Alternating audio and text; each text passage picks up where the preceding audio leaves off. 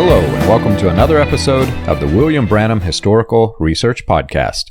I'm your host, John Collins, the author and founder of William Branham Historical Research at william-branham.org, and with me I have my very special guest, Peter Yang, former member of the NAR. Peter, it's good to have you on here. We chatted a bit before this podcast and then over the phone, I guess it was last week. And you have quite a story to tell about the NAR, and you've had some experiences that I think a lot of people are going to be really interested to hear, and I think will really connect to. So very glad to have you on. Maybe if you could just take a few minutes and tell everybody a little bit about yourself. All right. Well, first of all, I just want to say that it's a pleasure to meet you, John. I have watched your show and learned quite a bit. Main thing, just kind of questioning a lot of the things that I, already believed to be true. And then so just kind of, I think it's healthy to dig into what you believe and why you believe, right?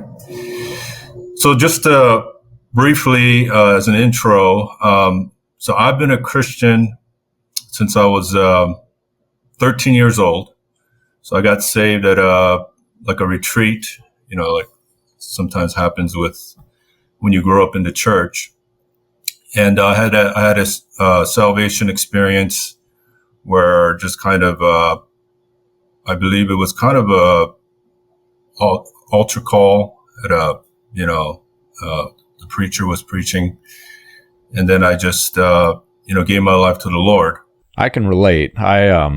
I've seen many altar calls growing up, and it wasn't where I had my salvation experience, but I've seen many of them, and I think a lot of people will connect and relate to that because it's very common. A lot of people will get up into the height of the emotions during the service, and the altar call brings a lot of people in. So I'm curious, you were, if I remember correctly, you were part of Morning Star. Is that correct? Right. Okay. Yeah, I was. So, okay, let me give you a little history, and how I got involved. Cause actually it goes a little further back. And I mentioned this to you, when we first interacted. So it was back in the late 80s. And this was when, the other group of people that have been in the news, IHOP, right?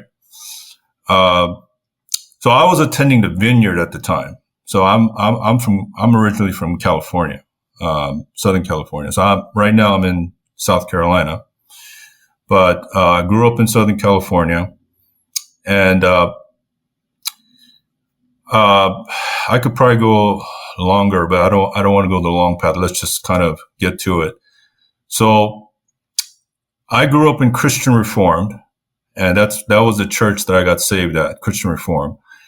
However, while I was in the youth group, so I got influenced by a youth pastor that came, and at the time he was a student at Fuller Theological Seminary. Okay, I know you mentioned Fuller in some of your other broadcasts. And guess what? Who was he? Who was the big star over there at the time? It was right when John Wimber had the Signs and Wonders class. Okay, so that broke out, and a lot of these young ministers were heavily influenced by him. So then, as I kind of grew up out of the church I was going at, then I started attending Anaheim Vineyard. So, and that was when John Wimber was there. Okay, so I know that you kind of intimated that you had some pushback because you said a few things about John Wimber, and he's definitely dear to many people's hearts, especially if you're in the charismatic circle, just because, in terms of, I think, his demeanor and just the way he was. And I had a front view of that. I wasn't in leadership. I know you had one of your broadcasts. You had Jack Deere's son, I believe, right? Yeah, and I remember watching. Yeah. So Jack Deere was a pastor, was associate pastor when I was there as well. So it goes pretty far back. And then, of course, he's known for his book. John Wimber was known for the Power Evangelism. That was his big book that he wrote. And again, not to go too long, but my journey was so when I kind of got influenced in the quote unquote charismatic, I took a turn a little bit at one point with the whole Word of Faith people, right? And that would have been like Kenneth Hagin, Kenneth Copeland, that group, or Roberts. So I remember reading a lot of that material, the prosperity teaching and all that. And I have to tell you, when I was kind of in a bit of a confusion at the time, what brought to me at the time, what brought balance was John Wimber's teaching. People have a lot of opinions about him, and they think about him as like, the healing and all that, because he was known for that. But what people don't know, he was very biblically sound. I mean, in my opinion. And it's not unusual. On a Sunday morning, he would get up on the pulpit and he would basically just open the Bible and just kind of go word by word and read it in context. Because that's what a lot of the people accuse charismatics. You guys don't really read the Bible. You're taking words out of context. But is that called expository teaching, I believe? You just kind of read. Yes. Yeah. So he did a lot of that. And, obviously you're going to have a difference of opinion based on whether or not you believe the gifts are still active today or that they stopped with the apostles, right? The whole argument, the debate between cessationists and I think you call it continuationists, the ones that believe that still exist. So anyways, that was the context. That matches my research as well. I don't know if you've seen it or not, but we spun off a new series called Charismania that I'm doing with Cynthia. And we're talking about exactly that. John Wimber had a style of preaching that it connected with a lot of people. He went through the Bible and he focused on specific, phrase by phrase by phrase in the Bible passage, which it honestly, it had its pros and cons, and we're going to examine that a bit further. But that matches my research, and I'm curious and interested to learn more about John Wimber, because Wimber was a conduit, if you will, between what Chuck Smith had created and the International House of Prayer, which the IHOP, KC, was basically Branhamism 2.0. And you can see the conduit happening there came through Paul Cain. And I learned just recently, Paul Cain was connected deeply to Chuck Smith. And Chuck Smith also had a different style of preaching. He was a latter-rain minister, and he was Paul Cain's campaign manager, if I'm understanding the history correctly. But all of that ties together. And John Wimber had, the signs, wonders, miracles. He called it Power Evangelism. And Chuck Smith would have had the same type of platform in latter rain, especially working with Paul Cain, because that's what they were all doing back in the time. So very interested to hear more about that, because it's like I say, it's a very key component to my research. Right. So, that was all a spring from the Jesus movement, right? Calvary Chapel, Chuck Smith, Lonnie Frisbee, and then a lot of movements sprang from that. And Vineyard was one of them. And, I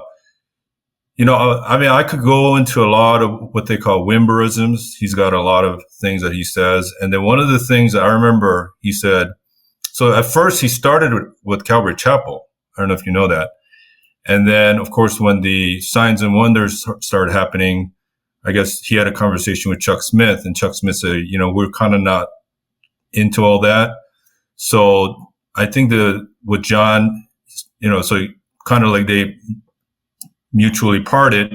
But one of the things he used to say is, I'm not going to leave until you give me your blessing. So he was very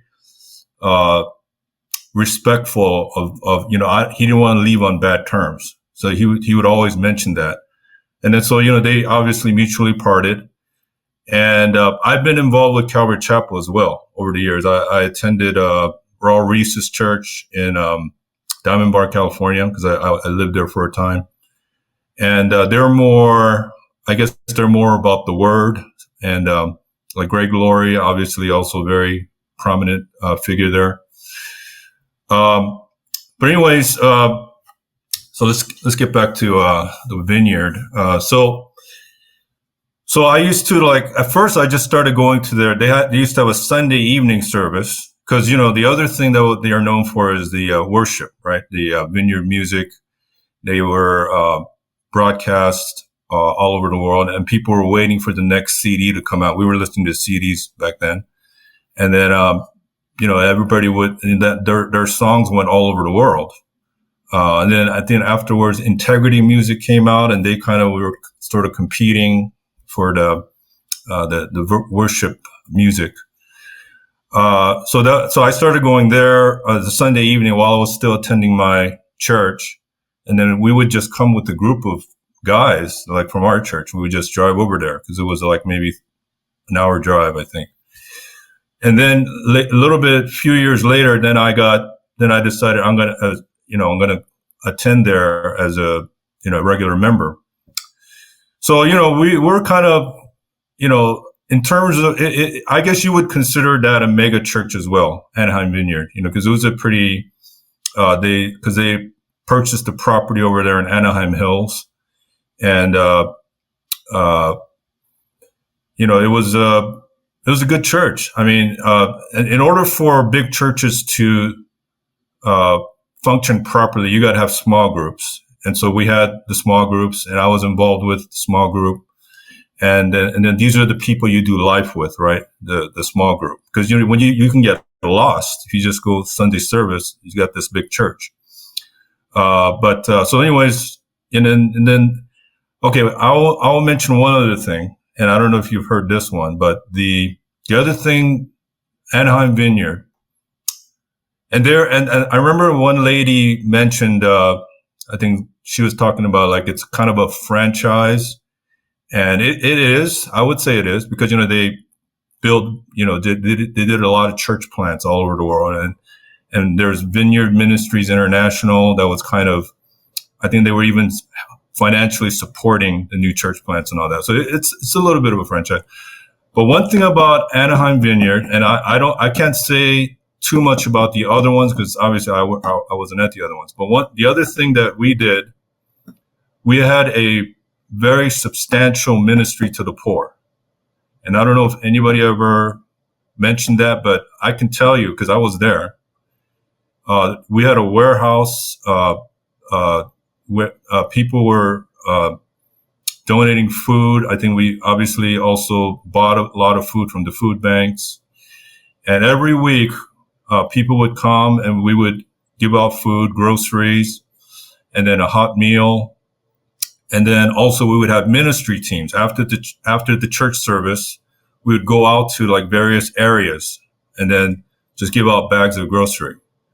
And that was one thing, one of the knock, I believe, in the Charismatic is this emphasis and this too much focus on miracles, signs, and wonders. And you're not doing the work of Jesus, which is, reaching the lost and feeding the poor.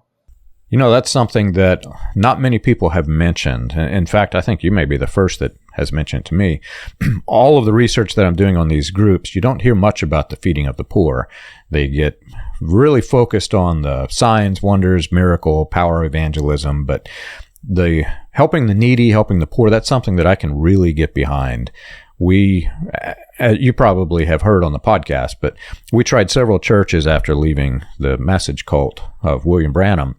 And one of the churches that we really strongly connected to had a ministry of helping the poor and the homeless in this, in the local Jeffersonville, Louisville area. And that's something I can really get behind, because there are people in need, and I think churches really should come together and help the poor. And it's really, the irony for me is that that's one of the biblical instructions. And you find, even in this area, there are churches that just won't lift a finger or give a dime to helping the poor and needy.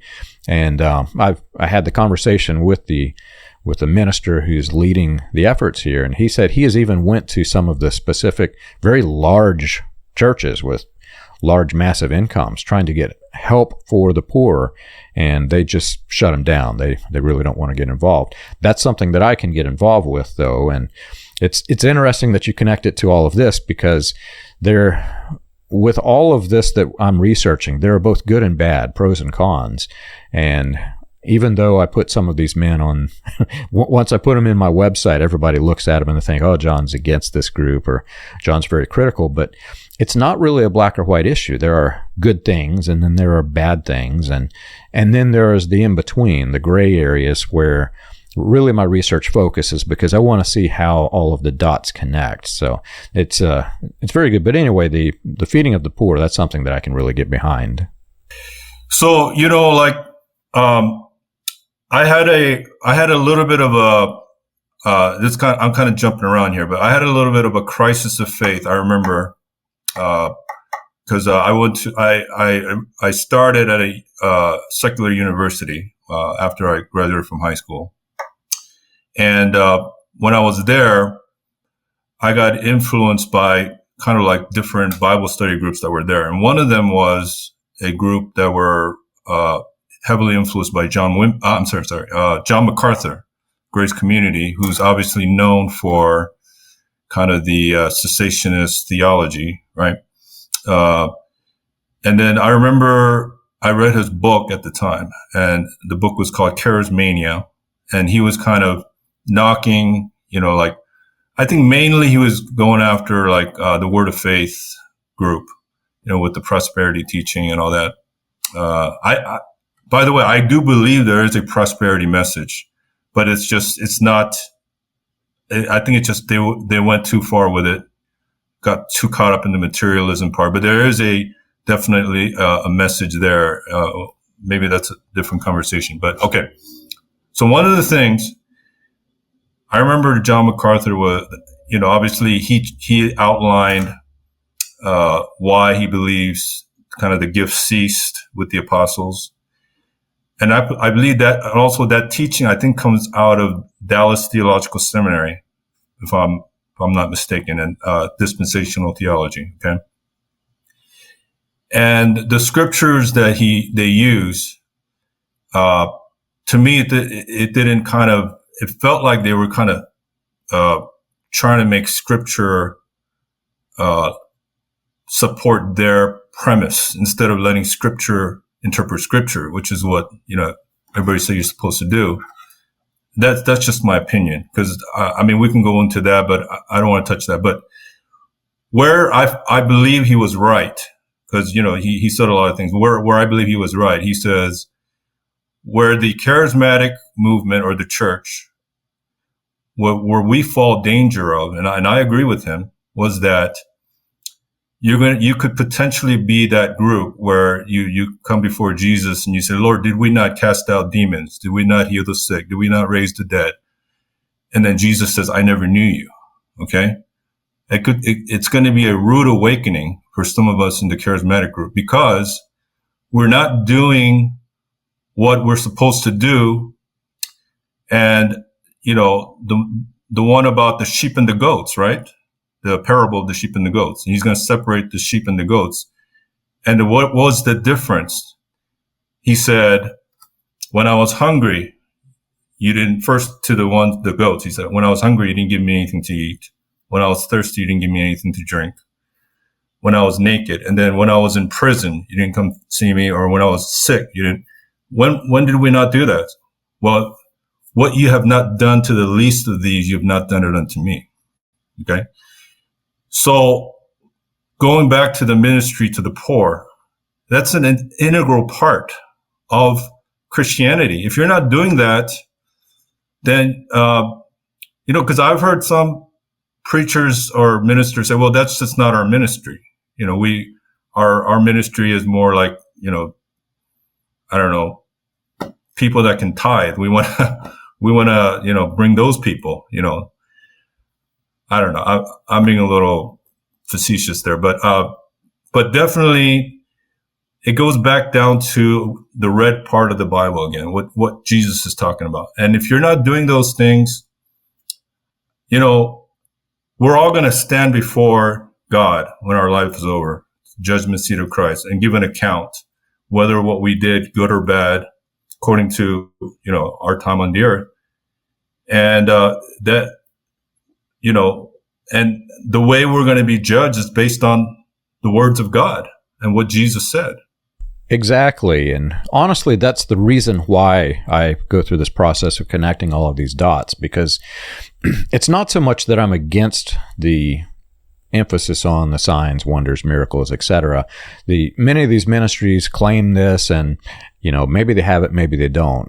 That's not really my focus. My focus is that the core elements of Christianity, the ones that should be the focus above all else, it seems as though in many of these ministries that have spun off of this movement, they simply ignore the basics, like feeding the poor, like helping the widows, mothers, etc. There are things that churches should be doing, but because the focus was so significantly placed on power evangelism, and in the latter rain, it was power evangelism. It was the same exact framework, but they called it something else. They advertised signs, wonders, miracles, and it was almost like a circus act. You would advertise it in the newspapers that people are coming to see a miracle. That's basically what it was.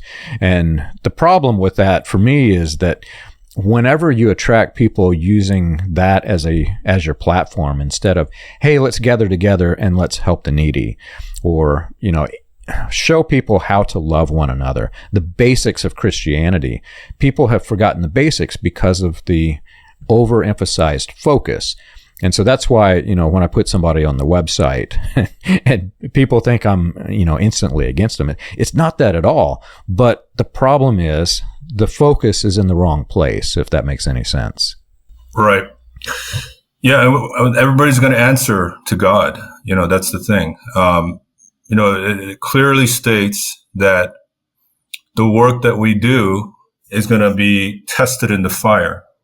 And then if it burns up, if it passes through the fire, then whatever comes out, you're going to be rewarded. But if it burns up, it's going to be like you're going to make it to heaven, but just like barely escaping the fire. That's, I forget exactly where it says that, but I think I'm saying it pretty much correctly there. But,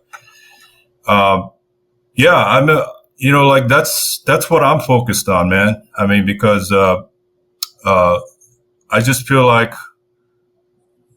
I think the gospel needs to be re-preached in America, because it's not Christianity what's out there, and even what churches are representing. Yeah, it's when you get a lot of them, maybe they start with good intentions, right? Because motives are everything, right? Because again, going back to the word. This is actually Apostle Paul, but 1 Corinthians 13 talks about if you don't have love, it doesn't matter. I mean, you could have knowledge, you could give your body, you could be a martyr, you could give your body to the flames, and if it wasn't love, that amounts to nothing. You can, and then even in terms of generosity, give all you have and you possess to the poor, but have not love, that still doesn't count. So like motivation with God is everything. And love is the central, should be the central motivation for everything that we do. And obviously the glory of God as well, not glory for yourself, right? For years I had in my email signature down below my name, even while I was in the message, I had the phrase, if I speak with the tongues of men and angels. I think it's from Corinthians, 1 Corinthians 13, if I remember correctly. But if I speak with tongues of men and angels and have not charity, which if you understand that passage, it's saying, and I have not love one for another. I had that as my email tagline because that was the model that I lived my life after. And I was very surprised because I started noticing, especially towards the end of my time in the cult, just how different the movement was from that single passage. People were so focused on healings and prophecy, and they'd lost focus of what Christianity truly was meant to be. And then after I left the message cult and started experiencing new churches, it was the same problem, just in different ways. I started noticing that people were so caught up in whatever was the agenda. And yes, they were Christian churches and they taught about Jesus Christ, but for me, just back to the basic understanding of how to love one another, how to help one another, the sense of community that is described in the early church. I just felt like it was, I still feel today like it's been lost to time. And part of me wonders, if I look back at the history of American Christianity, and I think through, these movements like Latter Rain and then Charismatics. It's not that I'm against charismania, but the focus is in the wrong place. The focus should be first this, love one another, and then all of the other things. Yeah, and sometimes I wonder, some of these ministers. I'm not going to say any names, but they have a certain persona on the stage, but once you get them off stage, like how are they as a human being, and are they loving their neighbors? Are they even just courteous and kind? And I've met some that aren't so. I mean, coming from California, especially Southern California, I've had some encounters with celebrities. So, some of that is just kind of like, if you approach them, they were like, "Oh, what do you want from me?" Kind of like there's a little bit of that. And I get it. But, like the ones that can still get past it and still show, a generosity and just being kind, that those are the people that you really respect. Cause you understand, they have a certain, a lot of people follow them or worship them. Obviously, it shouldn't be that way, especially if you're a minister. I mean, you shouldn't let that get to you, obviously. Have you ever wondered how the Pentecostal movement started, or how the progression of modern Pentecostalism transitioned through the Latter Rain, Charismatic, and other fringe movements into the new Apostolic Reformation? You can learn this and more on William Branham Historical Research's website, william-branham.org. On the books page of the website, you can find the compiled research of John Collins, Charles Paisley, Stephen Montgomery, John McKinnon, and others, with links to the paper, audio, and digital versions of each book. You can also find resources and documentation on various people and topics related to those movements. If you want to contribute to the cause, you can support the podcast by clicking the Contribute button at the top. And as always, be sure to like and subscribe to the audio or video version that you're listening to or watching. On behalf of William Branham Historical Research, we want to thank you for your support. The passage from Corinthians talking about, I can do all of these wonderful things, but I have not the basic love one for another, have not charity, etc. Depends on your translation of the Bible. I think that is resonating with a lot of people who are now escaping the New Apostolic Reformation, because they're starting to see that the basic needs of the people are not being met. And instead, you've got all of these conventions and all of this stuff that feels like a business, and they're contributing their money to help fund the business, basically, and not getting anything in return, especially the needy. I know that there are some ministries that help the needy and poor. That's not what I'm saying, but the focus has shifted so far from what it should be. And I think people are starting to wake up to that. And I'm curious, so you were a former Morning Star.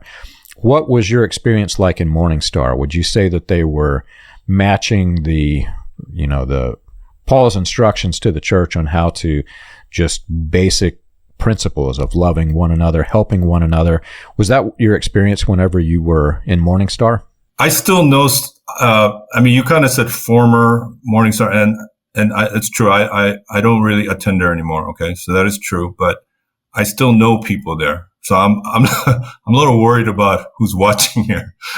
Okay. So, but I think, okay, because I'm very careful about judging, because I know I'm not perfect and I don't want to be judged. Okay. So I don't want to name names. I don't want to say anything. Okay. But I think here's what I think I feel comfortable talking about. So like if you go to Disneyland or if you go to deal with any corporate situations, there's usually like a follow-up, right? And they'll say, hey, how was your experience, right? And then so you can be frank about it. So I'm going to approach it from that standpoint, okay? So my experience has been like this. So over the years, I have followed Rick Joyner over, because he used to have this thing on his website called Word for the Week. And I started following him back in 2000. And this was when I was still in California. And I started every week, I would tune in, Word for the Week. And he was saying some really good things, I got to say. So he got on the map because of two books that he wrote. There were Two Trees in the Garden and The Harvest. Okay. And The Harvest was the one that went all over the world. And it's this vision of, what's going to happen in the end times, like similar to what kind of, Paul Cain was talking about, and Mike Bickle, the Joel's Army, the Jesus coming back for the bride without spot or wrinkle. So, it's this grand vision of, what it's going to be. And it went all over the world. And that's how and then he became an author. Okay. So he became a known author. And then he went on to write the Final Quest series, which was also, criticized by some, but also well received, in the charismatic circles, especially, or the prophetic circle. And then, so then they bought the old Jim Baker property, the Heritage. So remember, you remember Jim Baker, right? Yeah, I didn't know they bought that property. Yep. So so you said you were in your 40s, right? So I'm just trying to think if you remember all this kind of stuff. Okay, so I think it was 87 when the big fall around that time was Jimmy Swaggart, Jim Baker with Heritage. That was like 87, okay? And that was obviously huge embarrassment for the body of Christ. They were on nightly news, and I believe Pat Robertson also got involved at the time. And then he didn't do anything wrong, but he was just kind of trying to mediate, and there was talk of him buying the property and all that. But anyways, it sat for many years. Okay. So then I'm trying to get my years straight. I'm not sure exactly, but somewhere along the way, Rick Joyner and Morningstar bought that property that was sitting around. It's in Fort Mill, South Carolina. Okay. So they bought the old Jim Baker Heritage property. So then that became news. And then basically, he came out on a lot of the shows. James Robinson, I remember he came out on James Robinson's show and kind of fundraising because, and the message was where it brought the most humiliation, one of the most humiliation to the body of Christ. We're going to restore and we're going to bring restoration at the place that was the biggest humiliation for the body of Christ before the world. And so that's kind of his, modus operandus. And I agree with it, like the restoration part. That's why they call him Restoration Rick, with the whole, what happened, when Mike Bickle, and, I think he was trying to support his friend. I believe that, and maybe he didn't realize to the extent of what he was doing. So then he backed off, obviously. And then there were some guys that really went after him for that, and they call him Restoration Rick. And then he tried to obviously restore Todd Bentley as well from the Lakeland. So I'm not against that. I agree with it, but let me see. So I'm just trying to, okay, so I started attending the conferences, because they have conferences every year. And then, they're very good conference hosts. I will say that, because it gathers people from all over the world. And then you get a chance to meet people and interact. And I had a good time every time I came. And then I started to wonder every time I would come, because I had such a great experience. I would say, I wonder if I'm supposed to be here. I wonder if I'm supposed to move here. And that's a similar testimony for a lot of people that eventually ends up moving there. And I did that too. I moved, over there to the Carolinas, during COVID, after, or like near the end of COVID. That's when I moved. So I've been in South Carolina about 3 years now. Okay. But so again, going back to how was your experience, right? From that approach. So I thought, I was thinking like, hey, this conference atmosphere, I could be all the time if I move there. It'll be like this all the time. And found out it's not at all. So it's completely different. And, I still have a lot of affection for Rick Joyner, but just kind of, I feel like what's missing, and he admits he doesn't have a pastoral gift, and he says that many times. He admits that. And I feel like as a local church, it failed, just from including the people that are there, and just kind of help making you feel like you're involved. And that's kind of, that's where my, disillusionment was, like he writes these great things in his books. And I think there's a separation between someone who can articulate great ideas and things, and then the execution of it, or to be a practitioner of these very great things you talk about. And I think that's where the separation, and that's where you're not seeing that. I can relate a great deal. You probably have heard, but I lived in areas from coast to coast. I went to all of these different message churches, and I came back to Jeffersonville later in my life. I guess I was around age 20, and it was kind of like the stage persona. That's why I use that term, stage persona. It was all this stage act for all of these people, and the expectations didn't match what you got when you moved here. And I've talked to other people who moved back here, same experience. They were so caught up in the emotions of what was projected to the people that when they came here and saw the day-to-day life, it was just nothing like they expected. So they build you up into this hype, which, some of these movements may have some attributes of the hype, but you can't maintain it 24/7. And so when you go to whatever is the place where you've built up this excitement for, and then you realize that everybody's just living normal lives, then suddenly you realize this isn't what I thought it was, and it may be good, it may be bad, but it simply wasn't what I was expecting. Yep. Yeah, and I have a really dear friend that still goes there, and he still very much believes, even with all that happened with Chris Reed and all that, he's still entrenched, and but like for me, and some of it was my fault, because I probably didn't get involved as much as I should. But like, you make a move like that, because they tell you to come. I mean, like, you go to the conference, they say, yeah, you pray about it. We want you to come and join our community and all that. And I go there, and I'm telling you, it got to a point, you know what? If I died, nobody would know.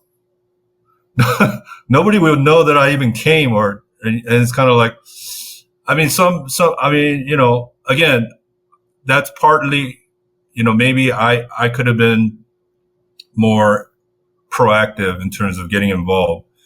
But I didn't feel like their structure or the way they're set up.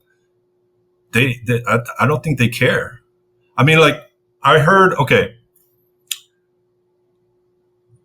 some of the things that I heard from, like, some of the IHOP people, like, one thing I'll give Mike Bickle credit was, like, he didn't want people to leave, and he was, like, trying to get people to stay, and even using manipulation to do it. But, like, on the flip side with Morningstar, it seems like they don't care if you come or stay. And it was like, I don't know which one's worse. On the one hand, yeah, I mean, like, some of it, obviously Mike Bickle, he's got some issues. And then a lot of it was, but he wanted people to stay, it seemed like. And then, like, but here at Morningstar, in my opinion, I'm going to get in trouble for saying this kind of, I got to be careful. But, that's just been my experience. And, maybe other people have a better experience. For me, the problem is that the biblical model for ministries, and I'm talking everything from the pastor to even the apostle, the biblical model is not being followed. Instead, what they want and what they feed upon is the prestige. They want to feel as though they're prestigious. They want people to have the respect, and in many cases it's undue respect. And they've lost the basic principles of what the ministries were established to do. The pastor, for example, is supposed to lead by creating leaders and care for the poor, care for the needy, connect with the people, that kind of thing, not to become some icon among the people. And the apostles were supposed to carry the message of the gospel to foreign lands. And yes, maybe they're doing that with their outreach ministries, etc., but the focus is in the wrong place. The focus is on the human that's doing the spreading of the gospel. It's not the gospel itself. And this is further amplified when you get into these great big mega churches, because where in a little church you've got a pastor that can connect with the people and he understands their basic needs and how to grow them spiritually and physically. But then you get into a mega church and the people, there's so many people you can't even connect with them. So they're literally there because of the prestige of the minister, whoever it is. And so the biblical model is being completely ignored. Yeah. Yeah. It's kind of like, I remember there was do you remember the whole seeker sensitive movement? Prominent was the Rick Warren, and then also I think Willow Creek, right? Bill Hybels. Does that ring a bell? No. Okay. Well, anyways, they were kind of known for the whole seeker sensitive, and they were huge churches, obviously, and then it was because they had this target audience. These are the people who were trying. It was kind of a very much business model, like you would see in corporate America in terms of growing your client base. And, but it was to the point of like, they were kind of almost watering down the gospel, cause the focus was like, obviously the stage with the music and, and people are drawn to crowds. So, they want to be big so that people will come. And I think they were definitely effective, because otherwise, why would people show up? Because they probably had a good follow up and all that kind of stuff. And to a point, like, and people were knocking that because they were saying, well, you're not really preaching the gospel. Jesus sometimes offends, which is true, because when he speaks the truth and it goes against your lifestyle, then it will. But I mean, to me, it got to a point where, again, just my opinion. I'm not going to say it's even the truth. It's just my experience. I felt like I wish they were a little bit more seeker sensitive. It's interesting. I've studied cults now for, 12 years.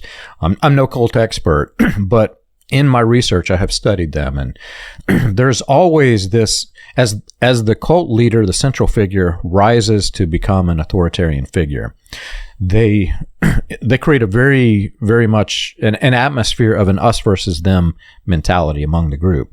And so you've got the concept of outsiders and you've got the concept of the elite, the elitists of the cult.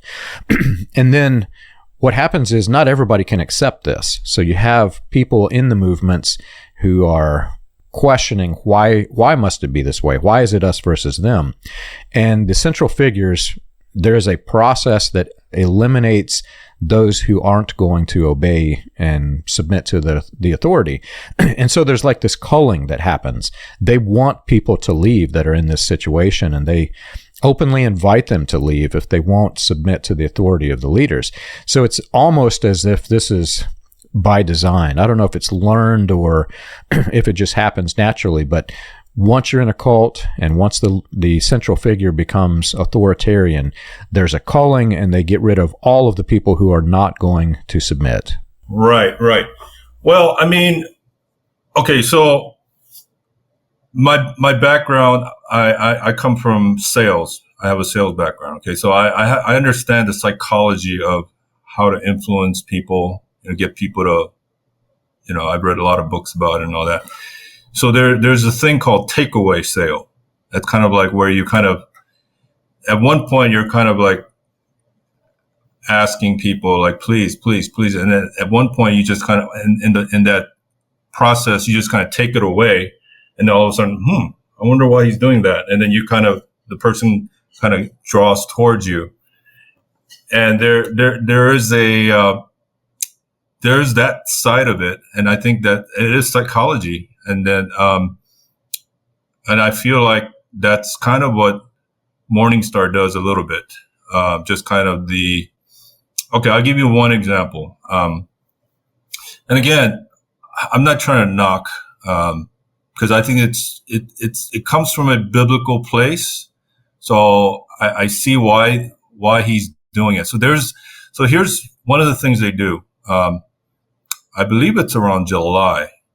And they call it the month of Sabbath. And what it is they basically shut down the ministry for a whole month. And kind of like, we're doing it as a Sabbath rest unto the Lord. And they're very bold about it and say, we want you to go to other churches during that time, during that whole month. Go to other churches. And then, in fact, when that month is over, if you feel like the Lord is leading you to go to that church, then go there and stay there. And we only want you to come back if you feel like you want to be here. Okay. Now, on the face value, that sounds very kind of like very humble and just kind of like very self-effacing, right? But actually, it is kind of a psychological kind of. You're making yourself scarce, and you're kind of like, we know what we have, we know our value, so we know you're coming back. So it's kind of like, that's, again, takeaway sale. That's takeaway sale. And I don't know. And I'm not, again, there could be a biblical basis for that too as well. Because like the tithe is like separating the first 10% to the Lord, because, you believe that God gave me this job. God is giving me this success and blessing. So to honor him with the first fruit of the increase, he's going to bless the 90%.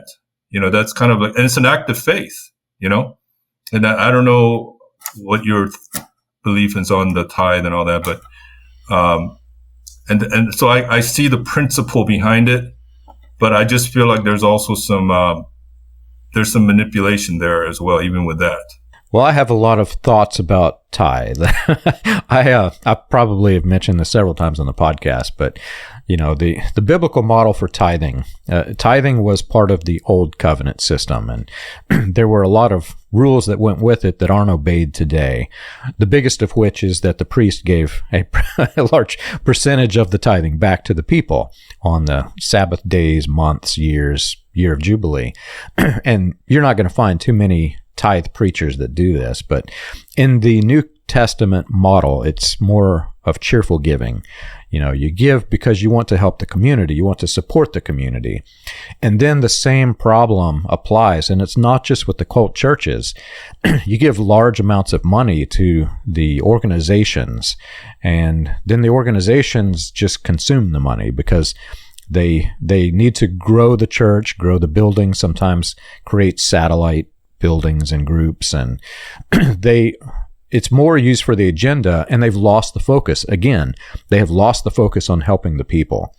And we experienced this right after leaving the cult. We went into a one of the new churches that preached the cheerful giving. They did not preach the tithe, but then the problem occurred. I started noticing that there were people very poor, very needy in the church. One family in particular, the mother could not pay all of the bills and food for the children. It was that bad. And the church would not lift a finger to help her.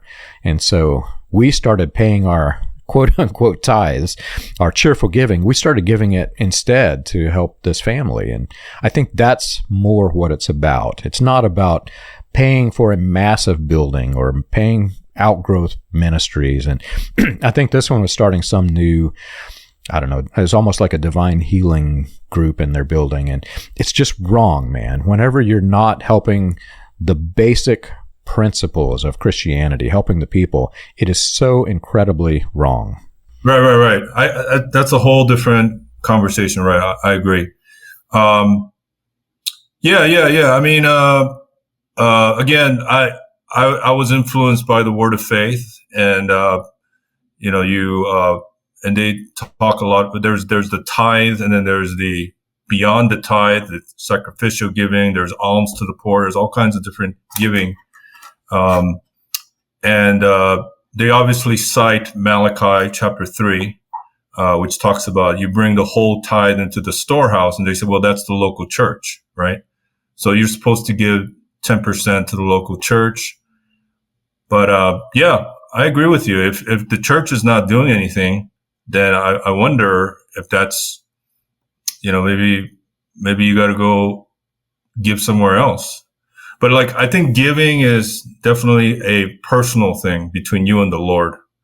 And I've never in my life, and I may have been manipulated, who knows? But I don't look back and go, I shouldn't have given that. I don't look back and think that way, because I feel like at the moment, I did what I felt like was right before the Lord. And if that ministry took that money and, did something crazy with it or didn't do anything, they're going to stand before God and they're going to be judged for what they did with God's people, the money that God's people gave. So like, it's like that. That's not me. But also at the same time, I think you need to be wise about, the ministries that you're involved with. And I think you can have access to their public records, right? As far as like where the money's going and all that kind of stuff.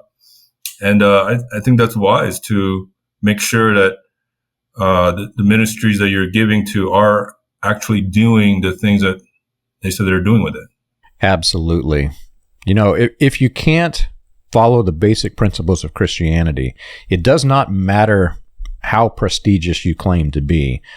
Can you really call yourself a Christian? Are you really following the words of Christ? Are you following what the apostles were saying? If you miss the basic principles and you get caught up in power evangelism, signs, wonders, miracles, this kind of thing, I simply can't believe that Christianity has evolved into what it is today. It's a political mess. It's almost a circus act in many cases. But anyway, I'm glad that you escaped this, and I've really enjoyed the conversation. If you had some advice to give to people who are either in the NAR currently, or they're thinking about leaving or have left, what advice would you give to the people? It goes back to, and this is something that it's still a journey for me, but what moves me, what motivates me more than anything else for whatever time I have left on this earth is that scripture where it talks about we're going to stand before the judgment seat of Christ, and we're going to give an account of our lives, whether good or bad. Okay. And then, so whatever time we have on this earth, like 70, 80 years at the most, right? Some people longer, but in light of eternity, that's a very short existence. And, if we understand, eschatology, I think most people agree after the tribulation, then there's going to be Jesus coming to the earth, right? For the 1,000-year reign. Just even think about the 1,000 years that we're going to be on the earth after Jesus comes back. That compared to the 70, 80 years. So where we are positionally in that 1,000-year reign. And of course, beyond that, is going to be determined on what we do on the earth right now with what we've been given, what we've been responsible for.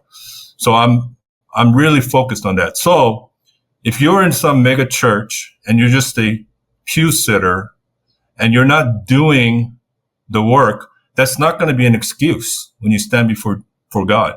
And he's going to say, what did you do with your life? Well, I came to church every Sunday and then I went home and, caught the Steelers.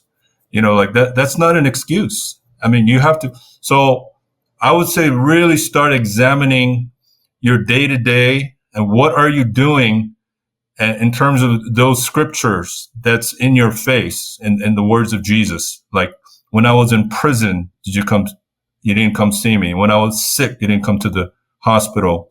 When I was poor, when I was hungry, you didn't give me anything to eat. These are the things that determine our status in the next life. And it's not works. Okay. That's a whole different conversation. Let's be clear. Salvation is by grace through faith, not by works, lest any man should boast. Ephesians 2:8-9. And it's the finished work of Calvary, his death, burial, and resurrection. And it's not nothing to do with our work. But I do believe there is a reward system in the life to come based on what we do on the earth. And so that's what I would encourage the people, the viewers out there. Don't live other people's dreams. Go before God. What do you want me to do? How can I reach my neighbor? How can I reach the people at work that I work with? And that would be my encouragement. That's very good advice. Thank you so much for doing this with us today. Thank you. Well, if you've enjoyed our show and you want more information, you can check us out on the web. You can find us at william-branham.org.